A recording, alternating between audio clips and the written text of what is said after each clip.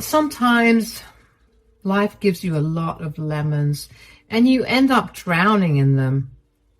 I faced a situation like that when I really didn't know what I could do to make my life better. I'm a simple woman and my name is Stella. I had a husband named Jack who was the absolute love of my life until he showed me the worst side of him. My love for him dwindled away the day that he took me to his mother's rented apartment to check on his mom. Jake's mom, Lisa, was recovering from a stroke, and I was genuinely concerned about her, but I was super surprised to see her fit. I said in surprise, "Hey, Lisa, you seem to be doing well after the stroke, and you can walk. Jake told me that you were paralyzed." "As you can see, I'm not paralyzed anymore." "It's good to see that, Lisa. Did the doctors finally find a way to treat it?" And that's when Lisa and Jake looked at each other and laughed. It was like an outworldly experience I felt at that time. I still remember how my husband and mother-in-law kept chuckling and said, "Mom was never paralyzed, Stella. She's fine. She had a minor stroke. It's not serious." Wait, what? Why did you lie to me, Jake? What about the medical bills? I gave you $30,000 for it. "Oh, that money. Well, we used it for something special for me." "What are you talking about?" And that's when my husband showed me a stack of papers. My eyes widened in surprise when I realized that it was property papers. It was a house purchased with Lisa's name on it. My world became dark as I realized that my husband and mother-in-law had fooled me completely. And the damage they did was so much more than anyone could imagine. My hands shook as I looked up from the papers. I had tears in my eyes and I said, "You tricked me, didn't you, Jake? I gave you my life savings so that you could lay your paralyzed mom's bills. But it was all a lie. You bought her a house with my money. How could you do this?" "You can be pretty dense sometimes, Stella. I've been telling you to give up your savings for my mom, but no, you wouldn't listen to me. So we came up with this plan on impulse when I went to the hospital for the stroke. You fell right into the trap like the fool you are." "You two stole from me so that you can have a house? How could you do this to me?" I was a crying mess when I realized how badly I had been played. Lisa and Jake simply laughed and paid no heed to my tears. They kept saying how my mother-in-law deserved to have her own house since I had one too. Jake and I had numerous arguments in the past and he kept asking me for my savings, but I refused because I didn't owe that mooching woman anything. Besides, since Jake had student loans and was paying his mom's bills, he barely contributed to the household. That $30,000 was the only money I had left to my name, and I knew building it back up would take me at least 5 years. Jake and I fought a lot that day, and I left the apartment crying. He stayed back with his mom because he thought I was overreacting. Jake kept saying that we were family, so my money was their money too. I simply didn't have it in me to argue with him anymore. I was already too heartbroken and felt vulnerable with no money to my name. 3 days passed and Jake didn't return home. He also refused to apologize or do something to give me back my money. Instead, he was asking me to apologize for being selfish and stuck up. I felt so alone and betrayed that I didn't know what to do. When I thought all hope was lost, I heard from Lisa's sister, Frida, that she was coming to visit us. She is a rich widow living in another state and is concerned about Lisa, so she was flying down to see her. And when I got the news, I immediately knew that I had to tell her what happened. So when she reached her hotel, I visited her and told her everything. Frida didn't know that Lisa was absolutely fine now, and what they did to me angered her a lot. She kept getting angrier as I cried and told her everything. When I was done, she solemnly looked at me and said, "I can't imagine what you're going through right now, Stella. My sister and nephew are just horrible. Apologies for what they did, but I have a special present for you. I think it will soften the blow of what they did to you." "What do you mean, Frida? You want to give me something?" "You know, Stella, before I came here, I wanted to do something about my sister's housing situation. So I actually planned something to make sure she has a permanent roof over her head. But I see that she doesn't need it anymore. Nope. She's figured things out for herself already. My husband and mother-in-law played me well, I must say. I'm just sad and disappointed that I fell into their trap. I can't fault you for that, Stella. You are a kind and compassionate woman. You did something really generous to help out your mother-in-law. It's not your fault that she turned out to be such a snake. Still, I literally lost all of my savings, and it hurts a lot. Jack doesn't care about it, and Lisa is just happy that she cleaned my bank account and got herself a shiny new home. If I'd been a little more careful, I wouldn't have lost everything. Now, don't say that you lost everything. Maybe it's a sign from heaven because you are about to receive something even better for being such a selfless person. Frida's words were pretty cryptic, so I didn't know what to think of it, but I was seriously happy to have her support. Lisa might be a horrible woman, but Frida is actually a very nice person. As I said, I have a lot of respect for, so it was nice to know that she took my side. But nothing had prepared me for what Frida was about to do for me. When she told me that I would receive something better, I sadly smiled and said, "I highly doubt that, Frida. My husband isn't even on my side. He's refusing to return the money, and I know he won't ever help me build back my savings." "You don't need your useless and spineless husband to build back your savings. You have me for that. I have already planned to help you with that." "What do you mean, Frida? How do you plan to help me?" "Remember I said that I have a gift for you? Well, I'm actually going to give you $60,000. Guys, out of all things possible, I never expected this to be one. Not even in my wildest dreams had I imagined that Frida would want to give me money. I was extremely taken aback by her words and didn't even know what to say. My face must have shown my confusion and shock because Frida simply smiled at me and nodded her head. I said in disbelief, "You want to give me $60,000? "That's right, Stella." But why? Why do you want to give me money?"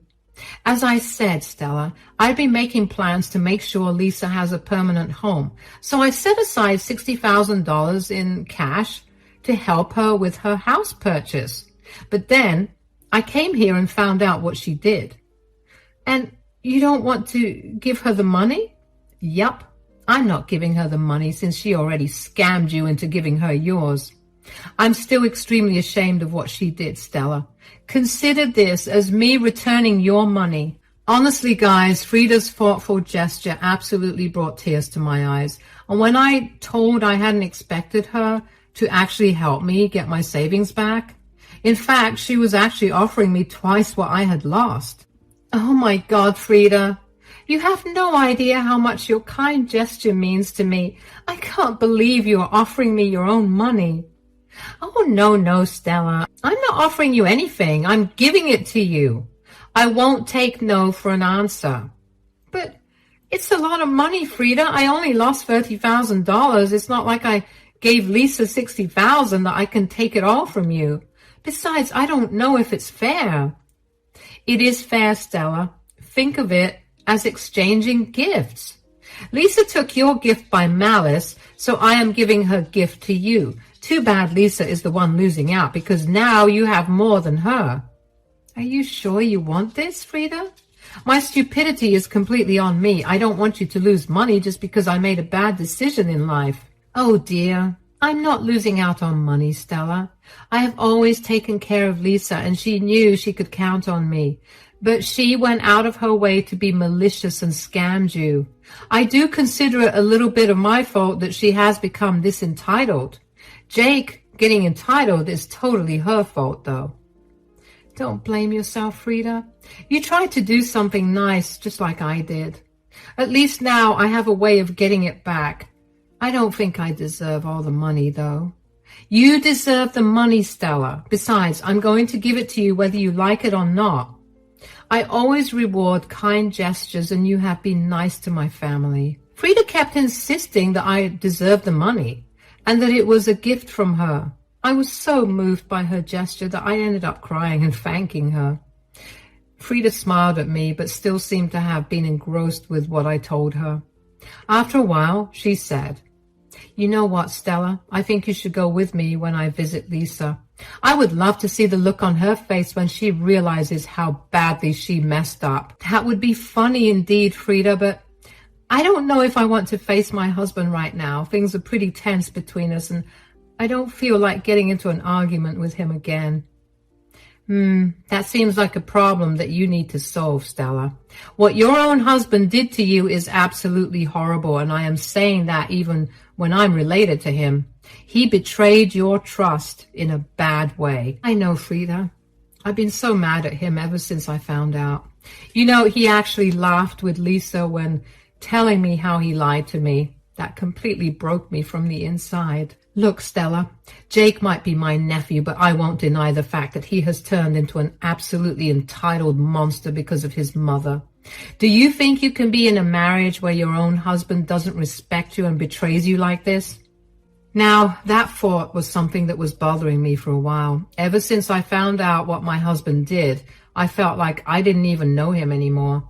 The Jake I knew would never betray me like this, but he did. And in one of the worst ways possible. The most disturbing part in all of this was that Jake wasn't even remorseful about what he did. In fact, he seemed to be proud of his own actions and made it clear that he won't even try to restore my savings. He ran away from me like a coward and hid in his mom's place. And he had the audacity to ask for an apology from me. Frida was right. Jake was a horrible man. So then and there I made up my mind and said, "That thought had been bothering me a lot, Frida, but I think I know what I'm going to do about Jake. Answering your question, no, I won't be able to live with someone who betrayed me like that." I think so too, Stella. So what are we going to do now? I think I'm going to move forward with separation and divorce. Jake could have done a lot of things to make the situation better. Even after losing all my savings, I would have given him a chance if he had at least shown remorse. But no, he chose to leave and join his mother, who started this drama in the first place. Jake is truly an abominable husband. In times like these, I find it relieving to know that I don't live near all of this drama. I'll let you in on a little secret. I was giving Lisa the money so that she wouldn't get ideas about settling anywhere near me. For the first time in over a week, I finally laughed out loud. Frida was truly a godsend for me. If she hadn't come here and helped me out, Lord knows what I would have done. Maybe I would have divorced Jake, but I wouldn't have gotten my money back. Now, I wasn't just getting my money back, I was actually getting back twice as much as I lost. Frida was a lifesaver, and I don't know how to express my gratitude to her. Frida and I had a long talk about what happened and what our next steps would be. I was really down for some revenge and really wanted both Jake and Lisa to suffer for trying to scam me. Within this time, Frida received a phone call from Lisa, who wanted to know when she would come to visit her. I guess she was excited to tell her sister all about the new house she had acquired. I wasn't surprised that she didn't tell Frida how she got the house. Lisa probably knew very well that Frida would not approve of what she did. I guess she wanted to see Frida in person so that she could soften the blow or something. Or maybe they had expected me to stay quiet and just deal with it. Anyway, none of that happened since I already told Frida the truth. Frida never mentioned the house or the fact that I told her everything. She acted pretty normal and promised to go visit Lisa the very next day. After that phone call, we discussed our little plan before finally going to face Lisa and Jack. That evening, after leaving Frida's house, I went straight to a lawyer to see what divorce would entail for me. I gave my new lawyer the go-ahead to prepare papers for the divorce. There was no way I was compromising my self-respect and risking my money again. I was leaving Jack for good, and this was the first step in that direction. Frida and I both went to Lisa's rented apartment the next day. When Jack opened the door, his face sank because he hadn't expected me to be there. He didn't cause a scene, though, as he led us into the living room. Lisa, who was sitting there, was genuinely excited to see Frida, but her smile left her face when she spotted me with her. She said with a nervous voice, "Hey, Frida, how are you? You should have told me that you two would be coming here together. I had no idea." "Why? Does your own daughter-in-law need permission to come to your house? I thought she should come along since her husband is here as well." "Oh, good thing you brought her along. It would be nice to have a big family dinner after so long." Lisa was trying her best to hide her nervousness, but was failing miserably. Meanwhile, Jack was a little quiet and didn't say anything. He kept glancing at me, hoping that I would say something, but I sat there coldly and let Frida do the talking. She said, "There is still time for dinner, Lisa. First, I believe there's a lot we need to talk about. Tell me, Lisa, what preparations have you made to find a permanent residence?" Jack and I went house hunting and found the perfect place for me. It's beautiful, Frida. So I just bought it, actually." "You bought it with what, Lisa?" "As far as I know, you don't have that kind of money lying around. Did Jack help?" "Yes, Frida, I helped Mom get her own place. We managed the down payment, and I'll be taking over the mortgage from now on. Everything has been set." "You managed the down payment by tricking your wife into giving away her savings, didn't you?" Jack and Lisa froze when they heard Frida say those words.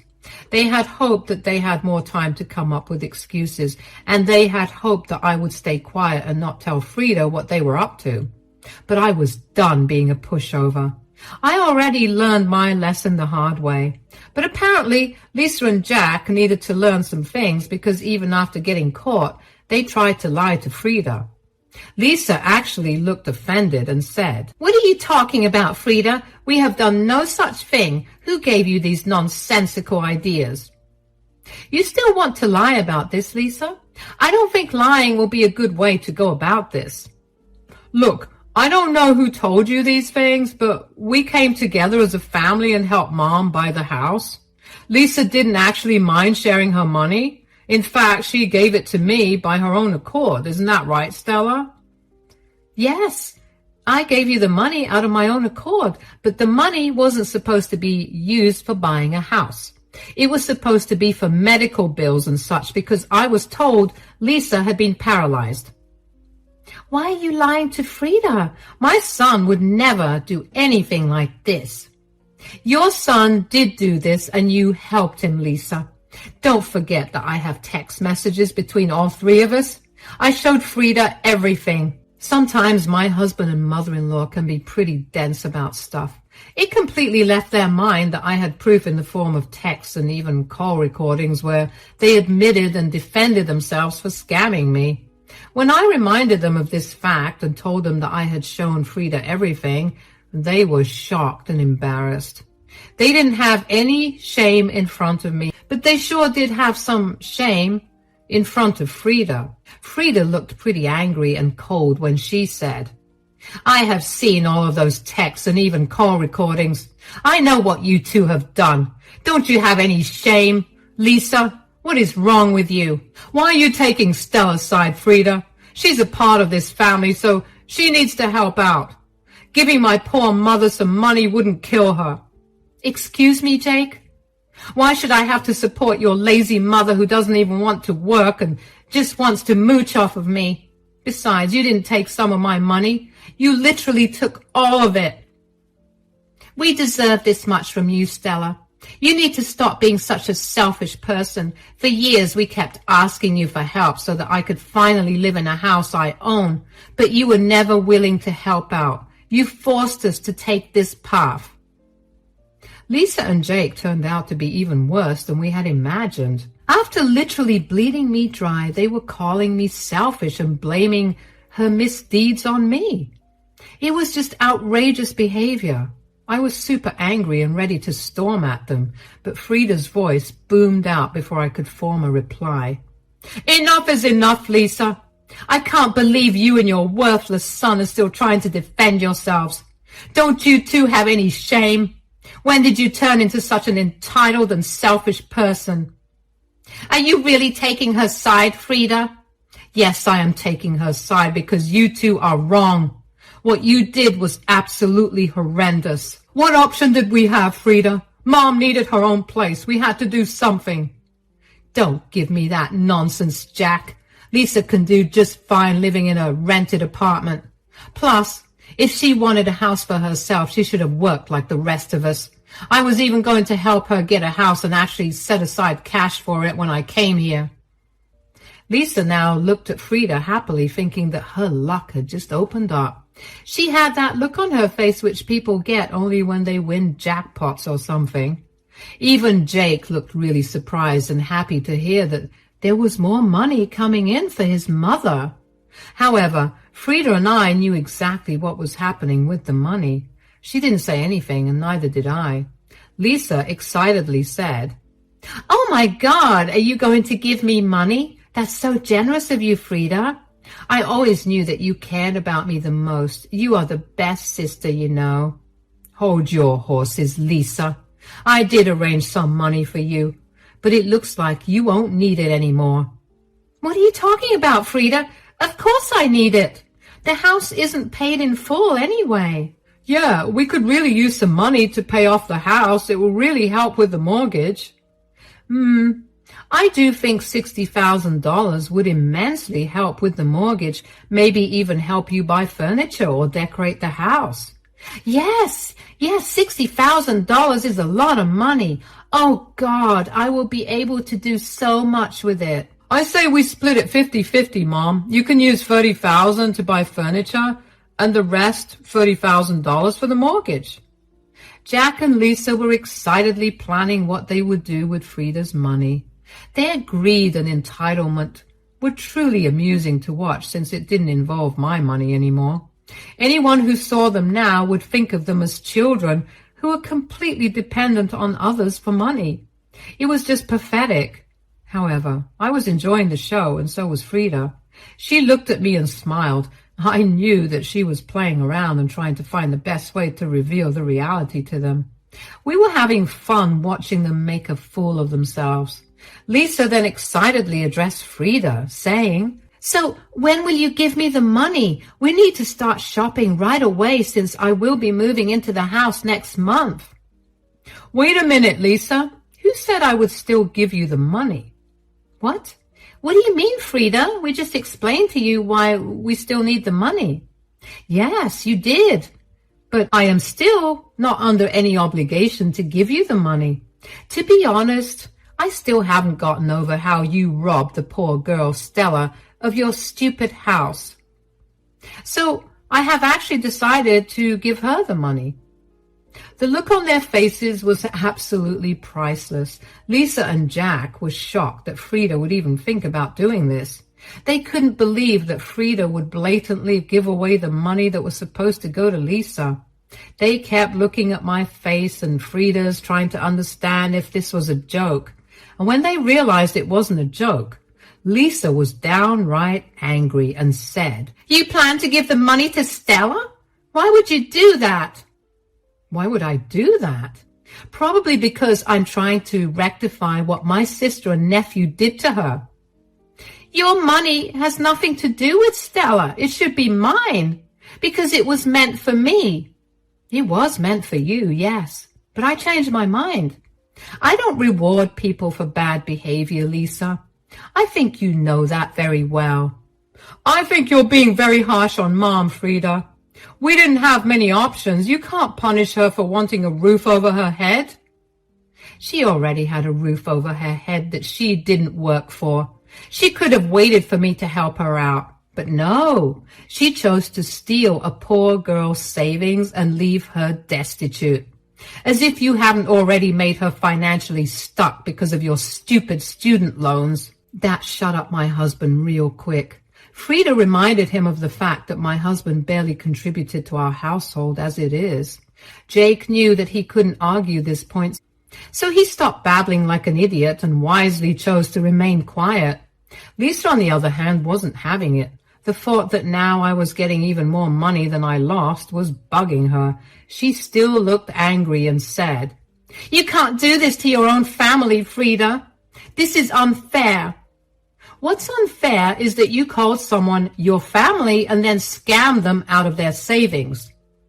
"I only took $30,000 from her. Fine, she can have that back from you, but I should still get the other $30,000. "You shouldn't and won't be getting anything, Lisa. Stella deserves it all for putting up with your horrible behavior and financial abuse. Don't try to argue with me, Lisa. It won't work. I'm going to give Stella the money, and that decision won't change." Lisa still wasn't having it and kept throwing a tantrum. Frida was used to her sister's antics, so she remained calm and just kept saying that she wouldn't change her mind. Lisa was now acting really crazy and was freaking out. In her frenzy, she turned her attention to me and started blaming me for what was happening to her. She said, You did this, didn't you, Stella? You purposefully turned my sister against me so that you could take the money that's meant to be mine."